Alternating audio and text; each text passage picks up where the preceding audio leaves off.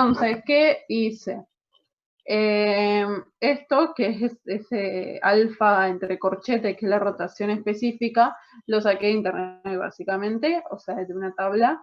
Igual al ángulo, que es nuestra incógnita, la C era la concentración en gramos sobre mililitros. Entonces, como a nosotros nos dio la concentración en molar, y molar es mol sobre litros, usé el peso molecular de la galactosa, creo que era esto, para pasarlo a gramos sobre litros. O sea, hice 1 molar por 180 gramos mol, me quedó 180 gramos sobre litros. Pero como es gramos sobre mililitros, pasé los litros a mililitros dividiéndolo por 1000 y me dio que la C es 0,18 gramos sobre mililitros. Y la longitud del tubo tiene que estar en decímetros, así que queda igual.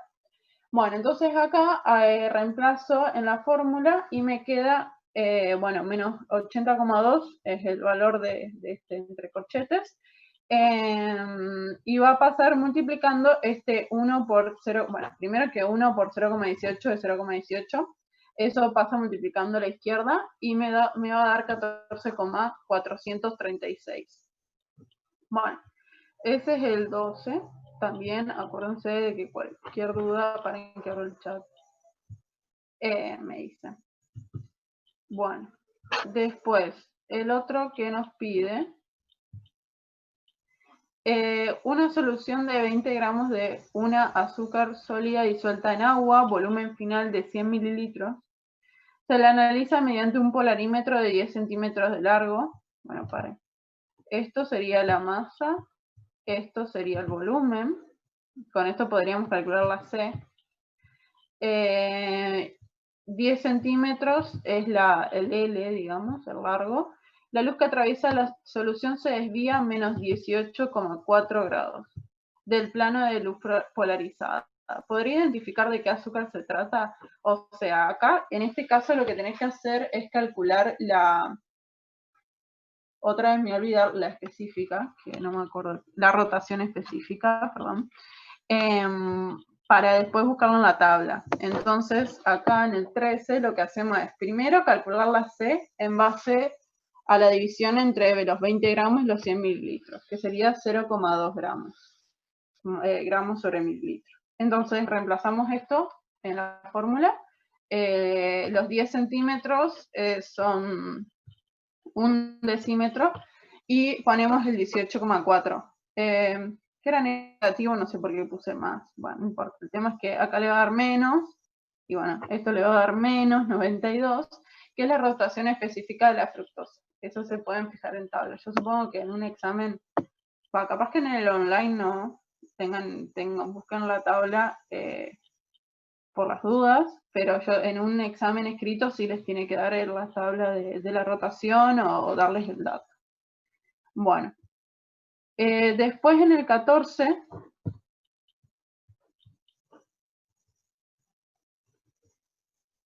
el ángulo de giro, rotación de la luz de una solución de sacarosa medido con un polarímetro de 1 decímetro es de 6,65. Calcular la concentración inicial de la sacarosa. ¿Cuál será el valor de alfa luego de la hidrólisis completa de la sacarosa en esa solución? Bueno, primero nos pido la concentración, así que vamos por... Entonces, nosotros tenemos, bueno, también esta la rotación específica, la saqué de tabla, de 66,5. El ángulo nos lo había dado. La L también nos lo dio. Nos faltaba la C nomás. Entonces, bueno, despejamos la C y nos da que es 0,1 gramos sobre mililitro. Y después lo otro, se calcula sabiendo que la sacarosa es... ¿cómo se dice? Es una mezcla equimolar, o sea que están las mismas cantidades la fructosa y la glucosa. Entonces, si nosotros sabemos que la rotación específica de la fructosa es menos 92,4 y la de la glucosa es 52,7, hacemos la suma, digamos, que en realidad sería como una resta, y nos da que es menos 39,7 gramos. Bueno, yo no les pongo siempre todas las unidades, pero en realidad la rotación específica, las unidades son grado sobre decímetro, gramo, mililitro, para que, bueno, una vez que ustedes hagan el cálculo se vayan cancelando las unidades. Bueno, después, eso sería el 14. Sí, ya está el 14. El 15... bueno, el 15 no lo hice porque es otra vez dibujar estructura y todo eso. El 16. Hay un tema. El 16 dice, la hidrólisis de la sacarosa, rotación específica 66,5, produce una mezcla equimolar de D-glucosa, rotación específica 52,5, y de fructosa, rotación específica menos 92 grados. A. Explique por qué una mezcla equimolar de D-glucosa y D-fructosa formada por hidrólisis de... bueno, esa es teórica. B. Si permitimos que la enzima invertasa actúe sobre una solución de sacarosa al 10% peso en volumen, que yo supongo debe ser lo mismo que masa en volumen, hasta que la hidrólisis esté completa. ¿Cuál será la rotación óptica observada de la solución en una celda de 10 centímetros? Y acá... esperen que no es este. Era el 16 que estaba por acá. Acá está. No me dio lo mismo que a Diego. Y la verdad que no sé por qué, porque reemplacé exactamente los datos. O sea, en rotación específica de la sacarosa, 66,5 que nos dio el comodato. El ángulo incógnita, 1 decímetro que nos dio el comodato. Y después nos dio la concentración peso sobre volumen, que bueno, 10% masa sobre volumen, que la definición de esto era gramos de soluto por cada 100 mililitros. Entonces sería 10 gramos de soluto en 100 mililitros. Y me da 0,1 gramos sobre mililitros y el ángulo es 6,65. Le da menos 2, algo. Y la verdad que no sé dónde saco ese número. Así que bueno, eso se los debo. Y después, bueno, los otros son teóricos, pero les voy a ir como que explicando por qué puso lo que puso Diego. No, paren. Sí, el 17. Ajá, dice, un disacárido que podría ser maltosa o sacarosa, se trata con la solución de Feeling y se forma un color rojo. ¿Qué disacárido es y cómo se sabe? Para eso deberían dibujar las dos estructuras y ver si es reductor o no. Si es reductor, va a dar positivo y por lo tanto va a tener color rojo. Si no, da negativo y toma otro color. Creo que ya habíamos visto que la sacarosa no era reductora. Vale.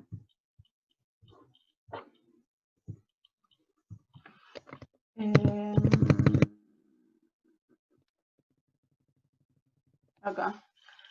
Ajá. Bien, sí, que la sacarosa no es reductora, entonces da azul, ese era el color. Y bueno, entonces se usa la maltosa porque sí es reductora. O sea, básicamente lo que tienen que saber es, bueno, primero de todo, crucial es saber identificar cuándo un azúcar es reductor y cuándo no, pero también saber que la prueba esta de Feeling es para detectar azúcares reductores y va a dar un color rojo. ¿Sí? Va a ser positiva siempre que sea reductor. Bueno, después del 18 dice, un laboratorista rotuló 3 tubos como A, B y C. Los tubos contienen sacarosa, fructosa y glucosa. ¿Sí? O sea, el A vendía... no. Pero no recuerdan el orden que los colocó en la gradilla antes de marcarlo. O sea, como que pusieron los 3 tubos de ensayo y en realidad no saben quién es quién, digamos. Quién es la sacarosa, quién es la fructosa y quién es la glucosa. Y después dice, empleando la prueba de Feeling y una medición colorimétrica enzimática con glucosa oxidasa, evalúa una muestra de cada tubo, obteniendo los siguientes resultados. Entonces, para ustedes saber quién es quién, primero, prueba de Feeling. Te dice que hay 2 reductores y uno no reductor. Entonces, ya nosotros dijimos que la sacarosa era no reductora. Entonces, la sacarosa va a ser el B. Creo que se pueden poner comentarios. Bueno, igual no importa, esto queda grabado. Y además tienen las respuestas. Pero bueno, es por eso, sí, porque como la sacarosa no es reductora, da negativo en prueba de Feeling. Ahora tenemos que diferenciar entre los dos positivos. Tanto la fructosa como la glucosa son reductores y van positivos. Pero ¿qué pasa? En una oxidación con glucosa oxidasa, o sea, glucosa oxidasa es específica para la glucosa. O sea que nos va a dar positiva en la glucosa. Entonces, la C es la glucosa. Y la A, por descarte, es la fructosa. Bueno, eso, así se daban cuenta. Bueno, y el 19 es un viaje porque básicamente en esto no creo que se los tome porque ustedes deberían saber todas las características de todos los polisacáridos, porque es fácil, a ustedes les dijo que es el almidón y ¿cómo se llamaba? La quitina. Es fácil decir por qué es el almidón y por qué es la quitina, pero ahora que te diga, yo te doy infinidad de polisacáridos, decime cuál es medio complicado, así que no creo que se los tomen. Pero bueno, entonces nosotros sabemos que hay una muestra A y una muestra B, que una es soluble en agua y otra no. ¿Qué pasa? El almidón sabemos que es soluble en agua, entonces la muestra A va a ser el almidón y la muestra B va a ser la quitina. Después dice, la muestra A dio positiva en la prueba de iodo, mientras que la B no. La prueba de iodo es justamente para detectar, bueno, ahí se podrían dar cuenta de que la prueba de iodo es para detectar almidones. Después dice, al realizar una hidrólisis exhaustiva enzimática con amilasa o química en medio ácido de las muestras, una parte de hidrolizado se resolvió empleando cromatografía de capa delgada. Bueno, los resultados de esta corrida se pueden ver abajo. En base a los resultados obtenidos, puede indicar de qué polisacárido se trata la muestra, cada muestra, digo. Y miren acá, ¿y qué pasa? En el A, que ya sabemos que es el almidón, dio positiva una hidrólisis con amilasa, en cambio en el B no. ¿Sí? Entonces, bueno, ahí eso es como también crucial para diferenciar entre almidón y quitina. Pero bueno, como les repito, OCA de última les puede llegar a dar dentro de estas opciones, porque si no son un montón los polisacáridos. Así que nada, eso.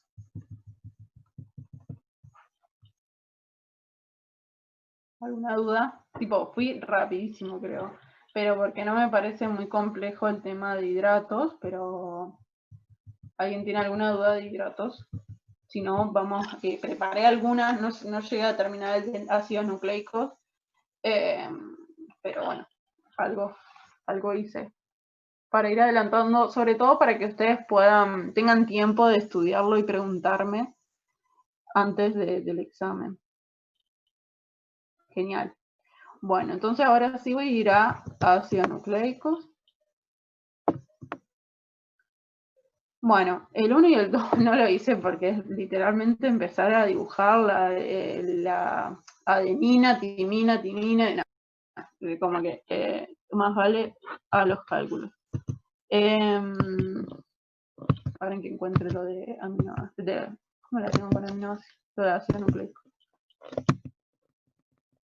¿Empecé el 7 o...? No, creo que yo hice otro.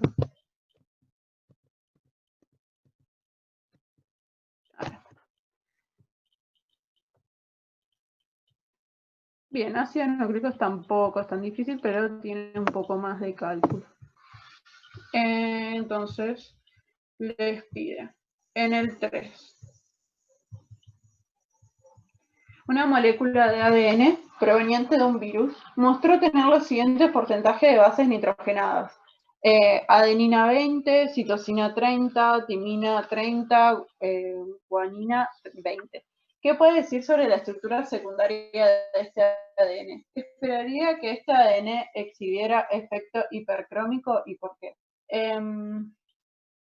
Bueno, vamos por partes. Primero, les tengo que hacer como una introducción teórica, que es que existe el teorema de complementariedad de bases, en donde si una cadena es doble, tiene que haber la misma cantidad de las bases que son complementarias entre sí. O sea, como la adenina es complementaria con la timina, tiene que haber la misma cantidad, igual que con la citosina y la guanina. Pero ¿qué pasa? La adenina en este caso tenemos 20%, y la timina tenemos 30%. O sea, ahí ya te está diciendo que este ADN no tiene doble cadena, es de simple cadena. Además, también como es de un virus, es posible, ¿sí?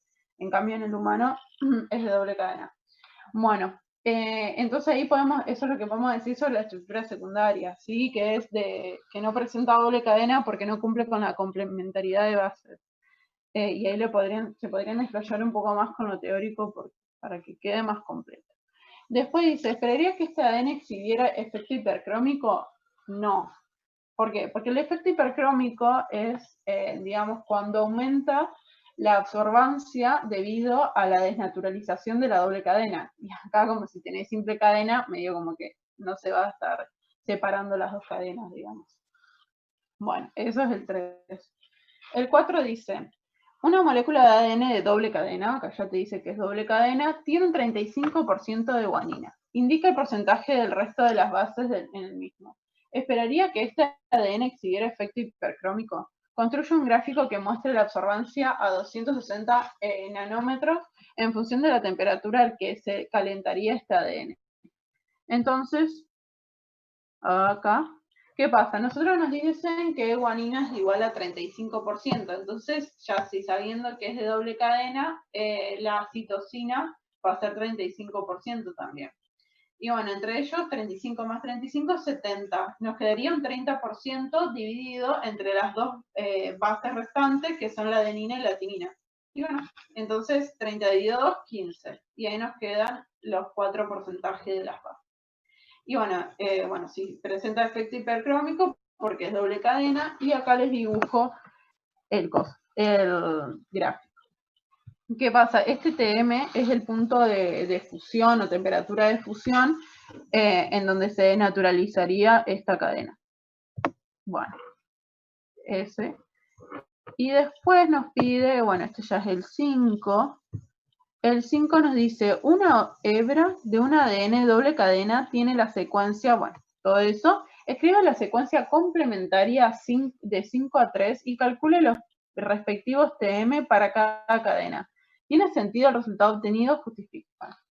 Primero, generalmente acá no te lo aclara, pero cada vez que se escribe una cadena de ADN, se hace del extremo 5 al extremo 3. Entonces, la cadena que les escribieron ahí es como si tuviera 5 a la izquierda y un 3 a la derecha. ¿Qué pasa? Cuando ustedes le dicen escriba la secuencia complementaria 5-3, ustedes tienen que hacer la cadena complementaria esa que les escribieron ahí y después dar la vuelta. Porque hay algo que tiene el ADN que es, bueno, primero es la complementariedad de las bases, eso es una propiedad, y el otro lado es que son antiparalelas, o sea que en una cadena va de 5 a 3 y la complementaria de 3 a 5. Entonces, ustedes lo que hacen es agarrar y escribir la cadena, la copian de 5 a 3, después complementariedad. La A con la T con la A, la T con A, C, G, G, C. Bueno, todo así van complementando y les quedó la de 3 a 5. Entonces después ustedes vuelven a escribir 5 y empiezan desde el extremo anterior, digamos. O sea, desde el segundo renglón empiezan desde la última T y es T, A, T, T, T. Bueno, ya creo que viéndolo es más fácil que yo se los dicte. Bueno, ¿qué pasa? Yo lo calculé una sola vez porque la temperatura de fusión va a ser la misma siempre. ¿Por qué? Porque justamente, ponele, la fórmula es 2 por A más T más 4 por G más C. Entonces, si vos tenés una cadena, vas a tener una X cantidad de A y una X cantidad de T. ¿Qué pasa? Esa cantidad, ponele de A, va en la complementaria, va a pasar a ser la cantidad de T. Y la cantidad de T en la primera cadena va a pasar a ser la cantidad de A. Entonces, la suma total, o sea, A más T, va a dar siempre lo mismo en cualquiera de estas cadenas. O sea, en estas tres cadenas, A más T es igual. O sea, varía A, varía T, pero al final la suma termina siendo la misma. Y lo mismo con G más C. Entonces, en cualquiera de esas tres cadenas, la temperatura de fusión va a ser la misma, que ahí la calculé y es 60 grados centígrados. O sea que si ustedes quisieran dibujarlo, acá en TM ponen 60 grados. Bueno, eso es el 5. Creo que esto lo dan en biología celular también. Bueno. Después el 6. Dice, un fragmento de una hebra de un ADN doble cadena tiene la secuencia, bueno, todo eso. Calcule el TM para esta secuencia. ¿Cuántos marcos abiertos de lectura presentaría esta secuencia en forma teórica? Si la hebra complementaria fuera la que codifica para una proteína, ¿cuál sería la secuencia en aminoácidos de la misma en el fragmento en cuestión? Bueno, primero calculamos TM, contamos cuántas A hay, cuántas T hay, cuántas G hay, cuántas C hay. Calculamos y dio 104.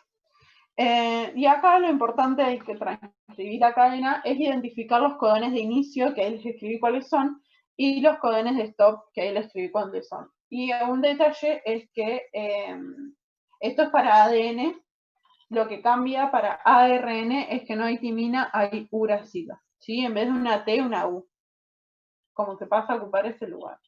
Pero bueno, por ahora estamos hablando de ADN. Entonces identificamos un codón de inicio, que ahí está el ATG que puse en rosadito, y un codón de stop, que es el TA en este caso, TA. Bueno, y está en celeste. ¿Qué pasa? Nosotros empezamos, los codones son de a cada 3 bases, ¿sí? Entonces el primer codón, por ejemplo, es AAA, entonces ustedes vienen a la tablita, a ver dónde la tienen. Creo que está más abajo.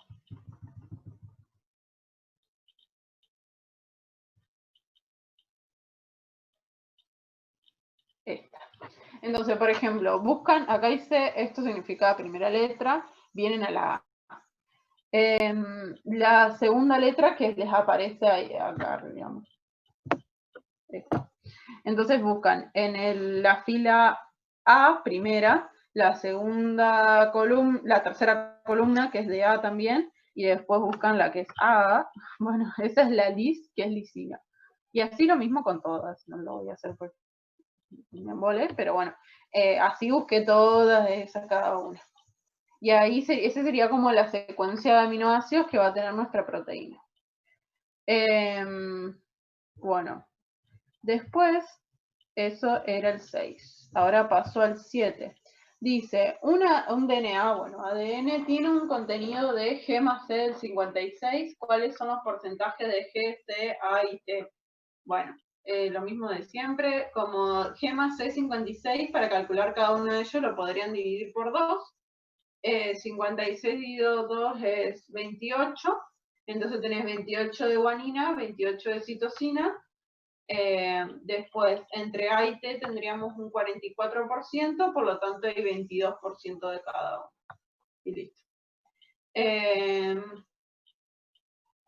Después dice el 8. Hay dos muestras de DNA. La muestra X tiene un contenido de G más C del 55% y la muestra M un contenido de G más C del 20%.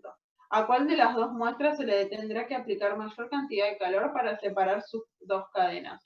Realice un esquema de las curvas de desnaturalización en función de la temperatura aplicada para ambas estructuras. Para ambas muestras, digo. Bueno, acá se tiene que aplicar más temperatura, sobre todo, ¿por qué? Porque G más C, digamos, es como la suma de bases más relevante, porque tienen 3 fuentes de hidrógeno entre ellas, en cambio entre A y T hay 2 fuentes de hidrógeno, entonces lo más significativo siempre es G más C. Entonces, como la muestra X tiene 55% de G más C y la otra 20, bueno, se va a necesitar más calor para poder desnaturalizar estas cadenas. Y bueno, y el esquemita se los puse acá.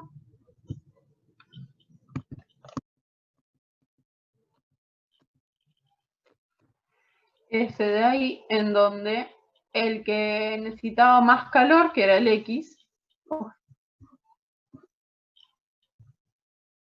bueno, fíjense que como que la curva está más desplazada hacia la derecha. Y eso, esto de T, bueno, en realidad lo debería haber puesto en línea de puntos, es cuando cambia la inflexión de la curva, ¿sí? Es como que viene así con la pancita para abajo, digamos, y donde cambia a ser pancita para arriba, en realidad cambia la concavidad, ahí justo es la temperatura de fusión.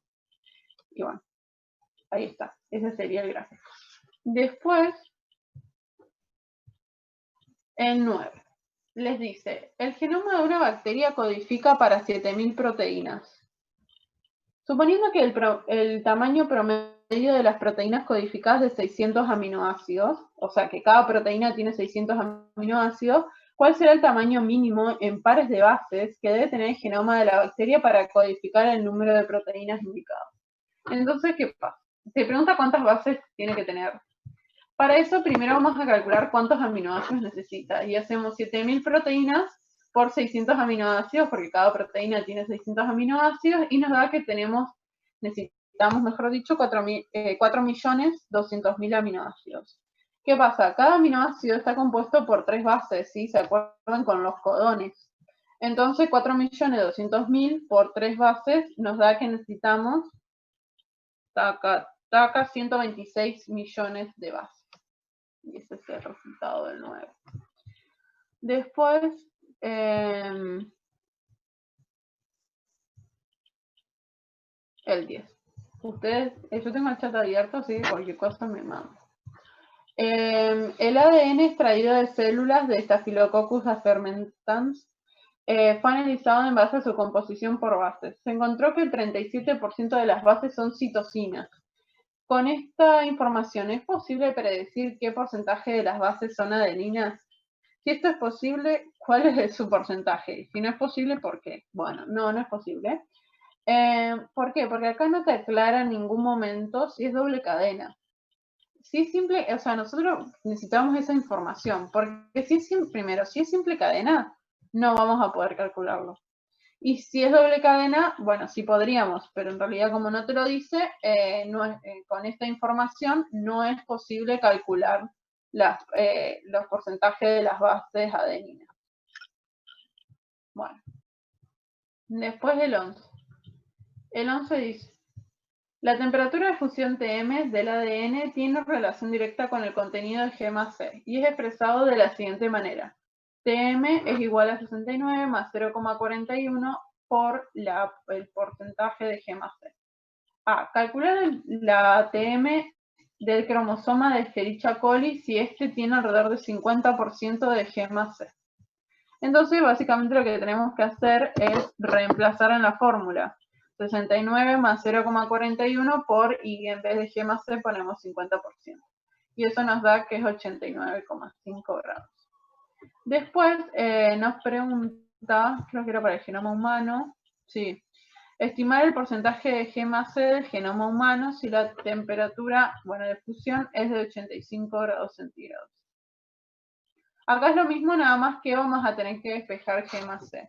Entonces, en lugar de Tm ponemos 85 igual a 69 más 0,41 por el porcentaje de la suma. Entonces, hacemos 85 menos 69, o sea, el 69 pasó restando a la izquierda, y el 0,41 pasó dividiendo a la izquierda. Bueno, este porcentaje nos da 39,02, que es el porcentaje para el genoma humano.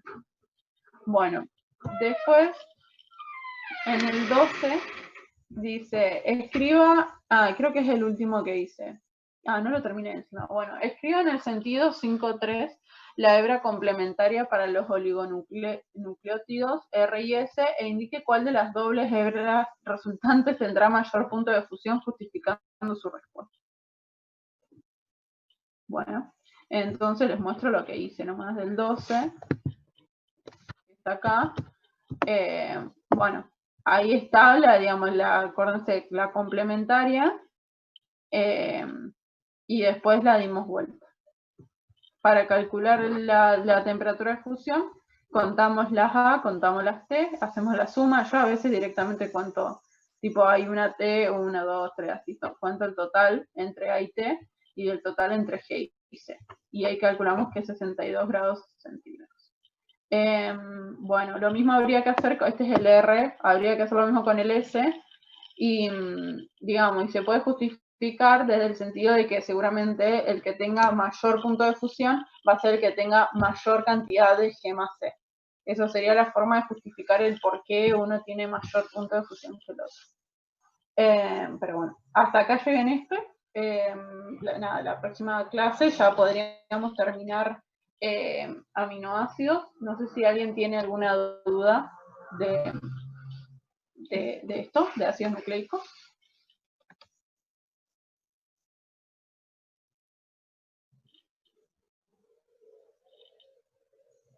El 11, ¿sí?